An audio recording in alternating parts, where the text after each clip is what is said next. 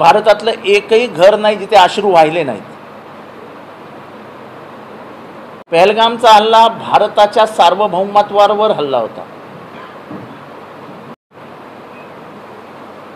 पण तिथे 2,000 ते 2,500 लोक असताना तिथल्या काश्मीरी लोकांनी जो मदतीचा हात पुढे केला आणि स्वतःचा जीव धोक्यात घालून भारतीय नागरिकांना, भारतीय पर्यटकांना जे वाचवण्याचं काम केलं, त्याची वाहवा मृत्युमुखी पडलेल्या घरच्यांनी केली. म्हणजे ती जगदाळे नावाची आमची भगिनी होती, तिने तर सांगितलं की माझा टॅक्सी ड्रायव्हर आणि माझा घोड्याचा घोडेस्वार हा मला देवासारखा आहे. आणि त्यामुळे हे जे काही स्पष्टपणे बोलण्याचं काम मृत्युमुखी पडलेल्याच्या घरच्यांनी केलं, त्या डोंबिवलींच्या आमच्या भगिनी पहिल्याच दिवशी ओरडलं, बस करावं तुमचं धर्माचं राजकारण, सुरक्षा व्यवस्था का नव्हती हे सांगा. आजही तुम्ही यूट्यूबवर बघा, अनेक व्हिडिओ होत आहेत. मी आज सकाळी पण एका मृत पावलेल्या एका भावाच्या बायकोचा व्हिडिओ बघितला. ती विचारत होती की बाकी सगळं ठीक आहे हो, घरी असलो तर आईवडील सुरक्षित ठेवतात आणि बाहेर गेल्यानंतर मायबाप सरकारने सुरक्षित ठेवायचं असतं, ते मायबाप कुठे होते आमचे. ह्या प्रश्नाने खरी तर अस्वस्थता प्रसरते की तिथे सैनिक का नव्हते. 2,500 लोकांची सुरक्षा व्यवस्था करायला एकही सैनिक नाही, हे जरा धक्कादायक आणि आश्चर्यकारक. म्हणजे ते आले 2.5 तास, ती थैमान घातला, ते 2.5 तासात कोणीच पोचू शकलं नाही. ना वैद्यकीय, म्हणजे एक माणूस तर त्याला गोळी लागली होती, तो 1.5 तास तिथे तडफड होता, त्याला साधी वैद्यकीय मदत आपण पोचवू शकलो नाही. म्हणजे केंद्र सरकारचं अपयश आहे की नाही आहे ह्याच्यावरती बोलायचं की बोलायचं नाही. या देशात प्रश्न विचारणाऱ्यालाच ताब्यात घेण्याचं काम जरा होणार असेल तर प्रश्न विचारायचेच नाहीत का. चूक आणि जबाबदारी हेचं नातं आहे की नाही आहे. आमची चूक झाली असे किरण रिजिजू संध्याकाळी म्हणतात आणि सकाळी स्टेटमेंट परत घेतात. जबाबदारी तर रामच राहिली, कोणी जबाबदारीवर बोलायलाच तयार नाही. तरी आमची भूमिका स्पष्ट आहे की अशा राष्ट्रावर झालेल्या आक्रमणाच्या परिस्थितीमध्ये तुम्हाला जो कोणी शत्रू राष्ट्र आहे पाकिस्तान, त्याला जो काय धडा शिकवायचा त्याच्यात आम्ही तुमच्या बरोबर आहोत. पण मग दुसरा प्रश्न येतो की सैनिकांची संख्या 1,80,000 नी कमी झाली, ह्याच्याबद्दल केंद्र सरकार का काही बोलत नाही. आणि आरोप आम्ही नाही केला. कायम बीजेपीची बाजू घेणारे लेफ्टनंट जनरल बक्षी यांनी आरोप केला टी व्हीवरती. त्याने सांगितलं की मी किश्तवार नावाच्या एरियामध्ये होतो, काश्मीरच्या डोंगराळ दऱ्यांमध्ये लढण्यासाठी चांगले सैनिक आणि चांगली सेना लागते, ती सेनाच तुम्ही कमकुवत करून टाकली, असं त्याने आरोप केला. त्याला आजपर्यंत केंद्र सरकारने उत्तर दिलेलं नाही. मग सेनेची संख्या का कमी झाली. जर आपली आर्थिक परिस्थिती $5 ट्रिलियन झालेली आहे, आम्ही सैनिकांचा पगार देऊ शकत नाही. तुम्हाला सांगितलं तर आश्चर्य वाटेल की सैनिकांच्या पेन्शनच दिल्या जात नाहीत. तर रत्नागिरी या भागामध्ये खूप सैनिकांची गावं आहेत ना, चिपळूण बिपळूणला 5, म्हणजे 3 युद्ध खेळलेले अनेक सैनिक तिथे आहेत. 62, 65 आणि 71 हे 3 युद्ध खेळलेले रत्नागिरीत अनेक लोक आहेत. आज त्यांना विचारा पेन्शनची काय परिस्थिती आहे. आर्मीमधली भरतीच थांबवली तुम्ही. म्हणजे तुम्हाला काय वाटतंय की आक्रमण होणार नाही का चायनाकडनं, आक्रमण होणार नाही का पाकिस्तानकडनं. उद्या आपल्या सीमेचे दरवाजे उघडे असतील तर कोण थांबणार आहे. पण हे सगळं जनतेपासून लपवून ठेवून काहीतरी द्वेषाचं राजकारण तयार करत आपल्या सगळ्या चुकांवरती पांघरून घालण्यासाठी हे सरकार काम करत आहे. पण त्यांना म्हणावं तितकं यश आलं नाही. म्हणावं तितकं नाही, त्यांना यशच आलं नाही. या समाजामधनं द्वेष तो पसरायला हवा होता, तो काय पसरताना दिसला नाही. आता गावागावात प्रयत्न सुरू झालेत. खार करून मुसलमान समाजाला धंद्यापासून रोखायचं, त्यांना टार्गेट करायचं, आठवडा बाजारात त्यांना रोखायचं, हे असले काहीतरी चिल्लर कामं. महाराष्ट्रात शिव फुले शाहू आंबेडकरांचा महाराष्ट्र म्हणायचा आणि जाती जातीमध्ये धर्माधर्मामध्ये द्वेष निर्माण करायचा, हे आम्हाला मान्य नाही. आम्ही उघडपणाने सांगतो की आम्ही भारतीय संविधानाचे पुरस्कर्ते रक्षणकर्ते आहोत. ज्या भारतीय संविधानाने we the people of India म्हणत India is a secular country असं म्हटलेलं आहे, वी स्टँड फॉर सेक्युलरिझम.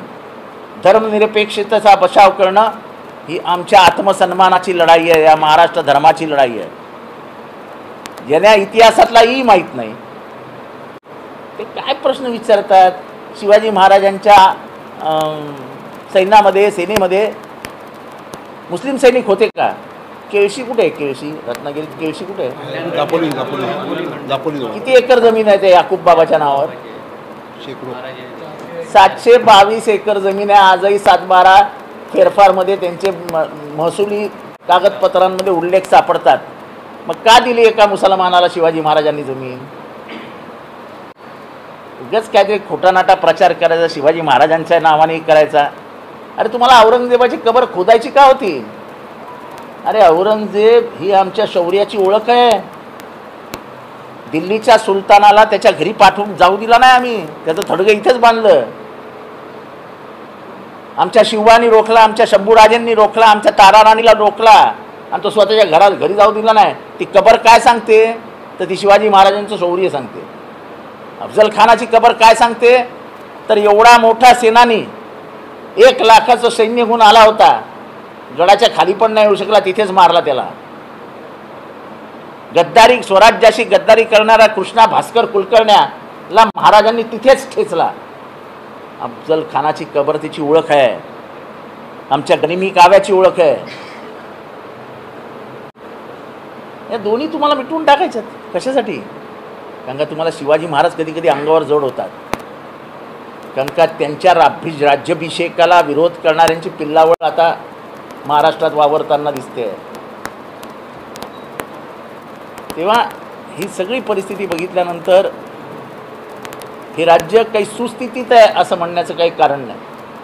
दुधाचे भाव सामान्य नागरिकाला परवडते. काही दिवसानं तसं दूध समोर ठेवावं लागेल आणि चहा प्यावा लागेल.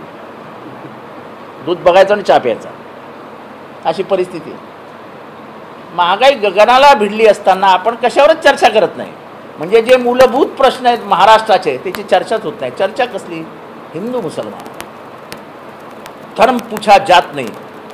आलं ना ओबीसीचं तुम्हाला आता करायचं आहे ना. कशासाठी? तुम्ही कालपर्यंत जातीय जनगणना म्हणजे या देशाच्या विघटनाला सुरुवात असं म्हणणारी BJP अचानक जातीय जनगणनेला तयार का झाली?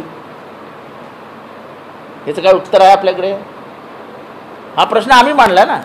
मी तर 32 क्लिप टाकल्यात माझ्या स्वतःच्या. 32 ठिकाणी मी जाहीर भाषणांमधनं जातीय जनगणना झालीच पाहिजे असे विचार मांडलेले आहेत.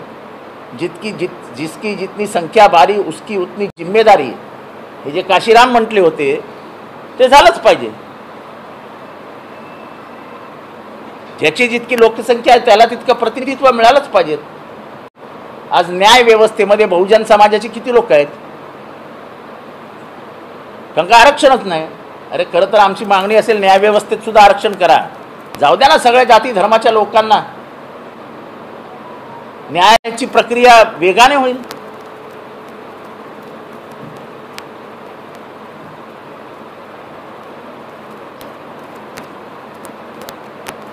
माझा स्पष्ट आहे की BJP कुठलीही गोष्ट करत असताना, कुठलीही योजना आखत असताना, कुठलाही निर्णय करत असताना निवडणुका नजरेसमोर ठेवूनच करते. त्यांचं कौतुक ह्याच्यासाठी करायला पाहिजे. आम्ही काँग्रेसी विचारांची माणसं आहोत, आम्ही गांधीवादी आहोत, पण आम्ही निवडणूक दुय्यम स्थानावर टाकतो, सेकंडरी. आणि BJP जेव्हा राजकारणाचा विचार करते तेव्हा ती कायम निवडणुकीच्या मोडमध्ये असते. 365 दिवस 24 तास ते निवडणुकांचा विचार करत असतात. बिहारमध्ये तेजस्वी यादव आणि नितीश कुमार यांनी जातीय जनगणना केली आणि ते 63% ओबीसी समाज मिळाला, म्हणजे पिछडा. 63% ओबीसी समाज मिळाल्यानंतर 20% SC ST, म्हणजे किती झाला? 83%. 5-7% मुसलमान, म्हणजे किती झाला? 90%. म्हणजे 90%च्या वरती बहुजन समाज बिहारमध्ये मिळाल्यानंतर जर जातीय जनगणना केली नाही आणि त्या रागापोटी हा पूर्ण वोटर जर सरकला तर आपला सुफडा साफ होईल. त्याच्या आधी जातीय जनगणना बिस्किट तर देऊया, म्हणून हे बिस्किट दिलं. आणि माझं स्पष्ट मत आहे की ज्या पद्धतीने EVM मध्ये हेराफेरी झाली त्या पद्धतीने जर जातीय जनगणनेमध्ये हेराफेरी झाली तर सगळंच संपलं.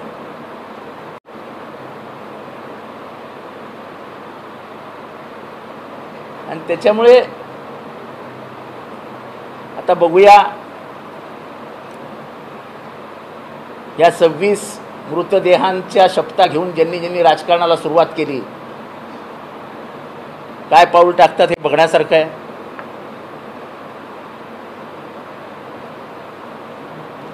पण जे काही पहलगाममध्ये झालं ह्या देशाला यातना देऊन गेलेलं आहे.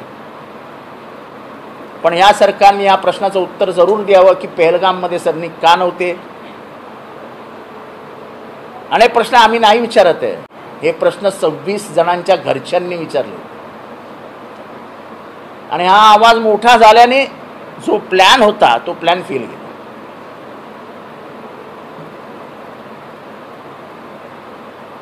महाराष्ट्रामध्येही जे काही दलितांवर अन्याय वाढलेत, मागासवर्गीयांवरती अन्याय वाढलेत, जे काही मागच्या वर्षभरापूर्वी निवडणुकीच्या आधी ओबीसी विरुद्ध मराठा राजकारण पेटवण्यात आलं.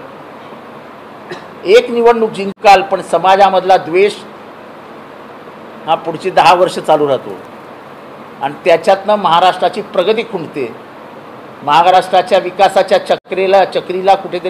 चक्राला कुठेतरी ब्रेक लागल्यासारखं होतो.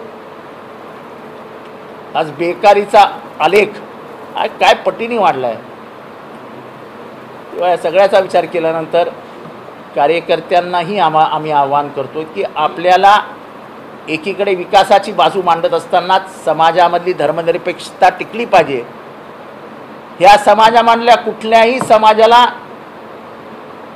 तो जर भयभीत असेल तर आपण त्याच्याबरोबर उभे आहोत, किंबहुना तुझ्या पुढे आम्ही आहोत हे सांगण्याचं काम राष्ट्रवादी काँग्रेसच्या प्रत्येक कार्यकर्त्यांनी केलं पाहिजे.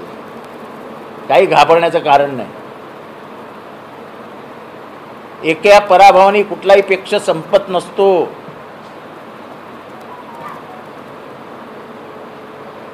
2014 पर्यंत बीजेपीचे अनेक पराभव झाले. संपला का पक्ष? त्यांच्याकडनं शिकण्यासारखं खूप आहे.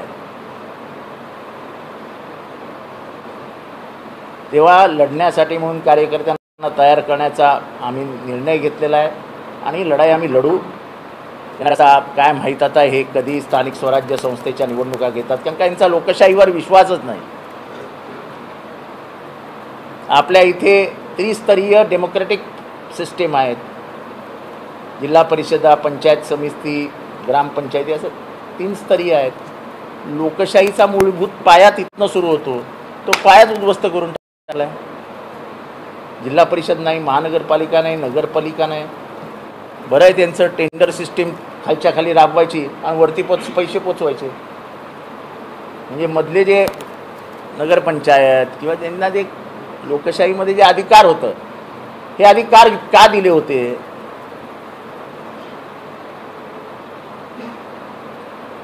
की सत्तेचं विकेंद्रीकरण हे कुठल्याही विकासाच्या गंगेला गती देतात. निर्णय प्रक्रिया वेगवान होते. आता तुमच्या सगळ्या फायली उचलायच्या आणि मंत्रालयात पाठवायचा. म्हणजे टक्केवारी पण पोचवणारे दलाल सकाळची रत्नागिरीची गाडी पकडली, पैशाची थैली घेऊन पोचले मंत्रालयाच्या दारात, कुठल्या तरी एका बंगल्यात डिपॉझिट केलं की झाली कामं. ही सिस्टीम सुरू झाली आहे आणि त्या सिस्टीमला यांना खंड पडू द्यायचे नाहीत म्हणून स्थानिक स्वराज्य संस्थेच्या निवडणुकाच घेत नाहीत. ओबीसीच्या आरक्षणामध्ये खेळखंडोबा करून टाकलाय.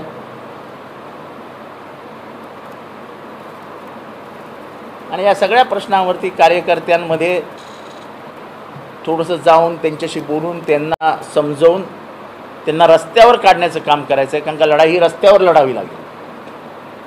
घरात बसून कुठलीही लढाई लढता येणार नाही. ही लढाई लढण्यासाठी म्हणून मी रत्नागिरीत आलेलो आहे. कार्यकर्त्यांना संबोधून मी जाईन. आता त्यांची मीटिंग आहे. पण एक चांगलं वातावरण मला कोकणात दिसतं आहे. आणि कोकण हा वैचारिक प्रदेश आहे. इथे मला वाटत नाही की ज्या पद्धतीने सिंधुदुर्गातनं जातीय विद्वेष पसरवला जातो आहे, तुमच्या सरकारमधले मंत्री जातीय विद्वेषाची भाषा करतात, जातीय विद्वेष पसरवण्याची भाषा करतात. आपण संविधानावर हात ठेवून शपथ घेतो याचाही विसर त्यांना पडलेला आहे. हे संविधान समता आणि समानतावरती आधारित आहे, हाही विसर त्यांना पडला आहे. त्या सत्तेचं काय झालं? तर ही सगळी परिस्थिती समाजाला घातक आणि समाजाला अस्वस्थ करणारी आहे. समाज अस्वस्थ राहणे हे महाराष्ट्राला परवडणारं नाही. त्यामुळे त्याच्यासाठी आम्ही हा दौरा काढलेला आहे. आपल्याला काही प्रश्न असतील तर आपण जरूर विचारू.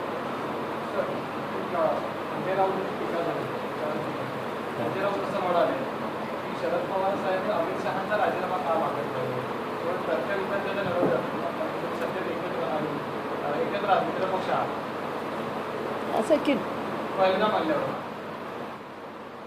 शरद पवारांनी काय मागितलं नाही याचं उत्तर देण्यासाठी मी काय त्या मोठ्या यांच्यात बोलू शकत नाही. पण मी तुमच्यासमोर जे बोलायचं तर बोललं ना की जबाबदारीची घ्यावीच लागेल ना, जबाबदारी घ्यावी लागेल ना. याचा दुसरा अर्थ काय होतो? हे मी संजय राऊत मोठा माणूस आहे बाबा, मी कुठे बोलू त्याच्यावरती. आणि ते बोलले शरद पवारांवरती. पण त्यांचा कार्यकर्ता बोलतोय ना, सगळं उघडपणाने बोललो ना, काय लपून काहीच ठेवलेलं नाही ना. आधी पुढे जाऊन बोलायचं झालं तर 26/11च्या वेळेस जबाबदारी घेतली ना प्रत्येकाने. जेव्हा आपण जबाबदारी घेतो म्हणजे काय घेतो? अपयशाची जबाबदारी घेतो, हल्ल्याची जबाबदारी घेतो. हा हल्ला झाला हे माझं अपयश आहे असं कोण म्हणालेले? शिवराज पाटील 26/11ला राजीनामा दिला. विलासराव देशमुख राजीनामा दिला. आणि तुम्ही कशावर राजीनामा घेतला त्यांचा? मला अजूनही देवाची चर्चा आठवते विधानसभेतली की तुमचं इंटेलिजन्स फेलियर आहे. हे आलेच कसे? तुम्हाला कळलं कसं नाही? असे मोठ्याने ओरडायचे बीजेपीवाले.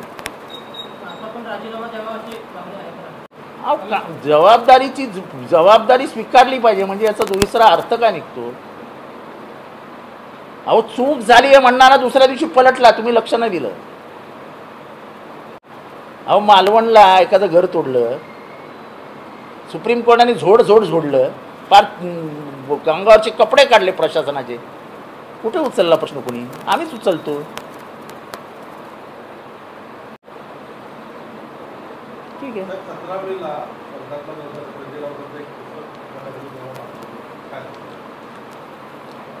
ठीक आहे ना. काय त्यांनी पुस्तक लिहिलं आहे, त्यांच्या जेलच्या अनुभवावरती पुस्तक लिहिलं आहे.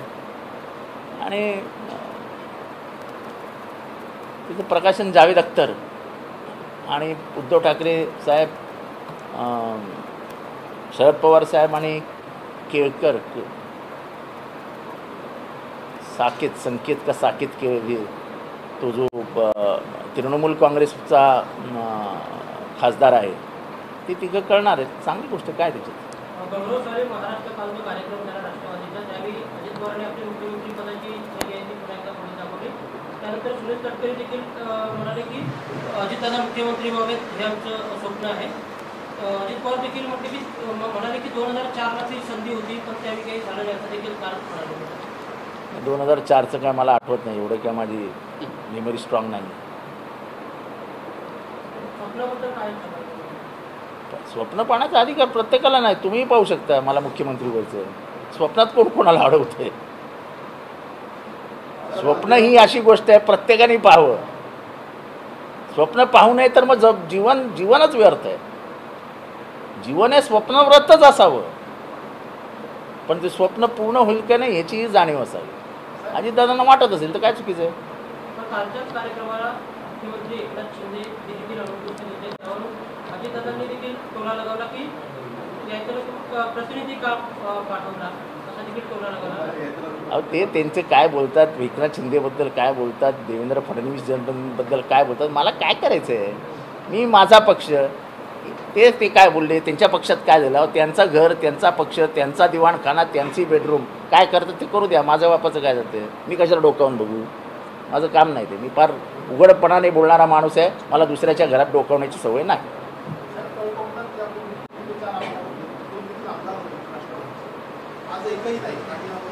ठीक परिस्थिती येते ना, स्थित्यांतर घडत असतात.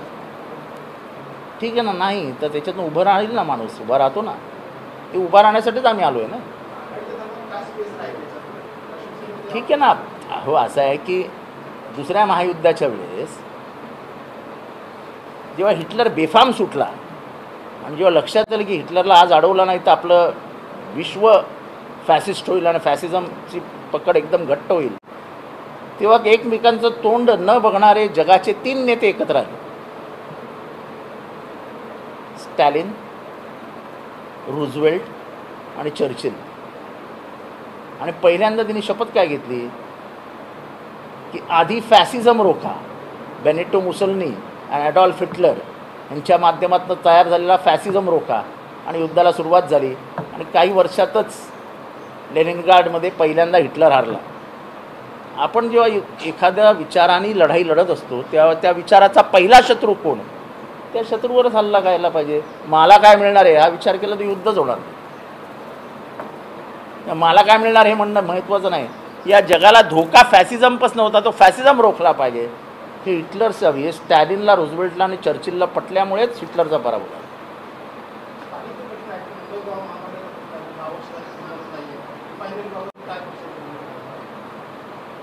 बरोबर, जे जनतेच्या मनात आहे ते पूर्ण झालं पाहिजे ना. ते रिफायनरीच्या बाबतीत सर्वात जास्त त्यांना मदत कोणी केली जरा विचारावं. काय त्या एरियाचं नाव काय, बारसू. ते कातळाचं जे हे आहेत म्हणजे तो स्टोन एजच्या वेळेस ते कातळ शिल्प ते विधानसभेत विषय कोणी काढला. आमच्यात मी म्हणजे मला इतरांबद्दल काही बोलायचं नाही, पण मी जी भूमिका घेतो ती माझी 40 वर्षापूर्वी माझी भूमिका होती की मी सेक्युलर आहे आणि सेक्युलर म्हणून राहील. ती मी आजही सांगतो, मी सेक्युलर आहे आणि सेक्युलर म्हणूनच राहील. अशी भूमिका बदलणाऱ्यांमधला आम्ही नाही. चालू आहे, कामं चालू आहेत. कोकणातला महामार्ग आहे, तुम्ही समजता अडचणी काय आहेत त्याच्याबद्दल काय जास्त बोलायला नको. सामनातून लेख आलाय त्याच्यामध्ये असं म्हटलं की पहलगाम हल्ल्यानंतर युद्धाचं वातावरण तयार केलं गेलं. त्यानंतर जातीय जनगणनेचा मुद्दा पुढे आला आणि त्या मुद्द्याच्या जोरावरती आता युद्धाचं वातावरण थंड केलं जातं. युद्ध खरंच होईल का, म्हणजे सामनावर? हे बघा, मी एक गोष्ट सांगतो, केंद्र सरकार जो निर्णय घेईल त्याच्या मागे उभे राहूया, ही आमची भूमिका आहे. युद्ध होईल का नाही होईल, मी काय युद्धात एक्सपर्ट आहे का? मी विचारलेल्या प्रश्नाची उत्तरं तुमच्याकडे आहेत का? सैन्य का कमी झालं? 2 लाखांनी सेनेची संख्या कमी होणं हे भारताला परवडणार आहे का? आपण चायनाने आपली किती जमीन बळकावली आहे ह्याच्यावर कधी आपण बोलतो का? अरुणाचलमधनं किती चीनचे सैनिक आत आलेत आणि आपली किती भूमी त्यांच्या हातात आहे याच्याबद्दल चर्चा होते का? आपण पाकिस्तानचीच नेहमी चर्चा करतो का? कारण का इथे वातावरण पोषक होतं लगेच हिंदू मुसलमान हिंदू मुसलमान हिंदू मुसलमान. चायनाच्या बाबतीत चीनी कोण नाहीत नाही ते मारायला, दहशत करायला. इथे सोपं आहे, जाऊन कुठल्या तरी गावात एक कानाखाली मारली झाली राष्ट्रीय बातमी. हे सर्वात सोपं आहे ना, हिंदू मुसलमान करणं ह्याच्यासारखी सोपी गोष्टच नाही. आणि मग सगळे प्रश्न बाजूला ठेवा. अरे नाही यार, शाला झालं काम आपलं, सगळे विसरतात. काय म्हणजे काही समर्थक अंधभक्त काय बोलतात, एक वेळ उपाशी राहू, जरा पोटाला चिमटा बसू दे, अजून 1 वर्षात पोटाला चिमटा बसायला सुरुवात होईल, मग बघा काय होतं. तुम्ही नोकरी कशाला करता? पोटासाठी ना. पोटाला चिमटा बसू द्या, कोण हिंदू आणि कोण मुसलमान राहतो बघूया जरा. भरल्या पोटी सगळं योग्य वाटतं. ज्या दिवशी अन्नाची लढाई सुरू होईल ना तेव्हा सगळ्या लढाया विसरतील. एक नवीन कायदा येतोय त्याच्याबद्दलही बोलूया, जनसुरक्षा कायदा. हा नवीन काय कायदा काढला मला कळत नाही. भाषण करताना ते काय म्हणाले माहिती आहे की ही लोक इतकी बेदरकार आहेत, काही वागतात, सुप्रीम कोर्टावरती टीका करतात. आयला आम्ही सुप्रीम कोर्टावर टीका केली नाही केली. त्यांचा निशिकांत दुबे नावाचा खासदार आहे, तो काय म्हणाला की संजीव खन्ना हे देशात यादवी पेटवू इच्छित आहेत. याच्यापेक्षा मोठा आरोप काय होऊ शकतो? जगदीप धनखड उपराष्ट्रपती ते काय म्हणाले की सुप्रीम कोर्ट आपल्या मर्यादा विसरलंय. अरे, एखादा लोकसभेने घेतलेला निर्णय हा सुप्रीम कोर्टच्या अखत्यारीत फेर तपासणीसाठी जाऊ शकतो. हा अधिकार कोणी दिला आहे? हा संविधानाने दिलेला अधिकार आहे. ज्युडिशियल रिव्ह्यू ज्याला म्हणतो तो कोणी दिला अधिकार? आता तुमचा झालेला निर्णय जर ज्युडिशियरीने आपल्या अखत्यारीत त्याची फेर तपासणी केली तर एवढं वाईट का वाटतंय तुम्हाला? ज्युडिशियल रिव्ह्यू झाला पाहिजे ना. आणि त्यांनी साधा प्रश्न उपस्थित केला की 1500 सालामध्ये बांधलेल्या मस्जिदीचे एखाद्या जमिनीचे कागदपत्र ती लोक कुठनं आणणार आहेत? हा संजीव खन्नाने प्रश्न विचारला. तो काय आम्ही नाही विचारला ना. आता एखाद्या अकॅडमिक डिस्कशन हे जर सुप्रीम कोर्टामध्ये होत असेल तर ते होऊ द्यायचं नाही. तुम्हाला तर्क समजूनच घ्यायचे नाहीत. तुम्हाला विवेक जगूच द्यायचा नाही आहे. तर्क आणि विवेक जंगला नाही तर निष्प्राण समाज तुम्हाला बघावा लागेल. अहो, घर सुद्धा तर्क आणि विवेकावरच चालतं. संसार तर्क आणि विवेकावरच चालतो. असं कसं चालेल? सुप्रीम कोर्टामध्ये सुद्धा आपली पकड असली पाहिजे आणि ते शरीराने तिथले असले पाहिजेत, पण त्यांचा मेंदूचा ऑपरेटर आमच्याबरोबर असला पाहिजे. ही पद्धतच चुकीची आहे. जनसुरक्षा कायदा हा कशासाठी आहे? काय? Article 19 right to religion, right to expression, right to privacy, हे जेवढे मूलभूत अधिकार आहेत त्यांना जखडण्याचं काम जनसुरक्षा कायद्याच्या माध्यमातून करतायत. तुम्हा कुठल्याही पत्रकाराला तुम्ही काही बातमी टाकल्यानंतर उचलून नेण्याचा अधिकार पोलिसांना मिळणार आहे. हे राज्याची व्यवस्था बदलून हे राज्य पोलिसी राज्य होईल. हे स्वातंत्र्य जे तुम्हाला स्वातंत्र्याच्या निर्मात्यांनी दिलं, गांधी, नेहरू, आंबेडकरांनी संविधानाच्या माध्यमातून स्वातंत्र्य दिलं, ते हिरावून घेण्याचं काम महाराष्ट्रात होणार आहे. हा आम्ही बोलणार ना त्याच्या विरुद्ध. हे सरकार विरुद्ध बोलला तर गुन्हा आहे असं म्हणून उचलून जेलमध्ये टाकायचं. टाका. अरे, गांधीजींनी ठरवलं असतं जेलमध्ये नाही जायचं, मला एसीतच राहायचं आहे, तर स्वातंत्र्याची लढाई कोण लढलं असतं? जेव्हा जेव्हा अन्याय अत्याचाराला चौधरेक होईल, जेव्हा ते वाढीला लागेल, तेव्हा आपल्यासारख्याने उभं राहून ते बळी केला तरी चालेल, पण लढण्याचं धारिष्ट्य दाखवलंच पाहिजे, तरच समाज सुरक्षित आहे.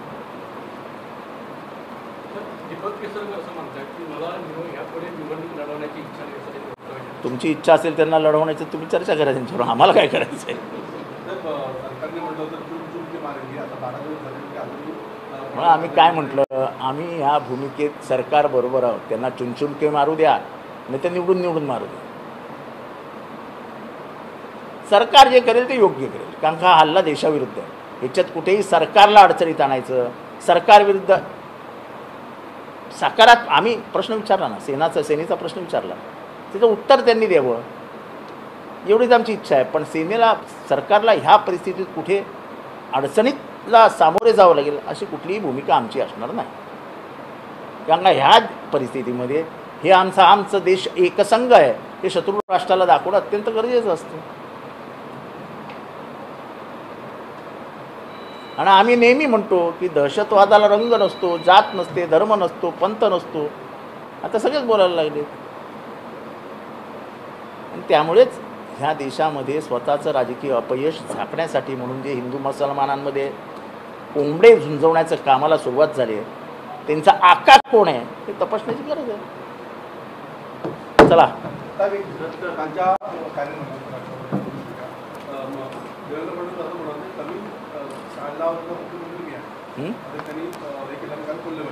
काय काय काय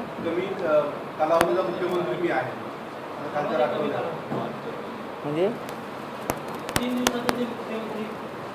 अच्छा अच्छा अच्छा अच्छा, ते ठीक आहे. ते त्यांचा इट वॉज हिज चॉईस. त्यांनी निवडलेला हे होता तो. त्याचा आपल्याला काय समजतं?